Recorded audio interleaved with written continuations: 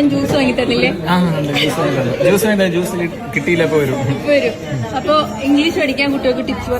Language പഠിക്കാനാണോ അല്ലെങ്കിൽ സ്കൂളിൽ academically കൂടുതൽ മാർക്ക് വാങ്ങാനുള്ള ടിപ്സ്? ഓക്കെ, ആക്ച്വലി ശരിക്കും അവർക്ക് കൂടുതൽ ഇംഗ്ലീഷ് ലാംഗ്വേജിൽ കോൺസെൻട്രേറ്റ് ചെയ്തത് കൊണ്ട് അക്കാഡമിക്കലി ചിലപ്പോൾ നന്നായിട്ട് മാർക്ക് ചെയ്യാൻ കഴിഞ്ഞോളണമെന്നില്ല. പക്ഷേ അക്കാഡമിക്കലി ചെയ്യുന്ന സമയത്ത് കുറേ ട്രിക്കുകളും ടിപ്സുകളും ഉണ്ട്.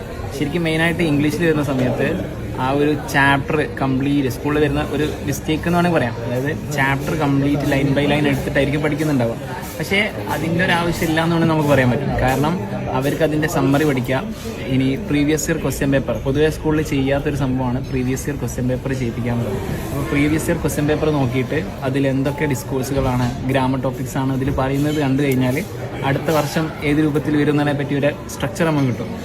അത് യൂസ് ചെയ്തുകൊണ്ട് അവർ പഠിച്ചു കഴിഞ്ഞാൽ അടിപൊളിയായിട്ട് അവർക്ക് മാർക്ക് സ്കോർ ചെയ്യാൻ പറ്റും. അത് ഇവൺ 1ാം ക്ലാസ്സിലെ വിദ്യാർത്ഥി മുതൽ +2 വരെ ഈ ഒരു സെയിം പാറ്റേൺ ആണ് ഈ ഇംഗ്ലീഷ് ലാംഗ്വേജിൽ അവർ ഫോളോ ചെയ്യുന്നത്. ഇംഗ്ലീഷ് എന്നില്ല, ഹിന്ദി ആവട്ടെ, അതുപോലെ തന്നെ ഏത് ലാംഗ്വേജ് ആണെങ്കിലും അവർ ഫോളോ ചെയ്യുന്ന സിസ്റ്റം സെയിം ആണ്. Okay, thank you.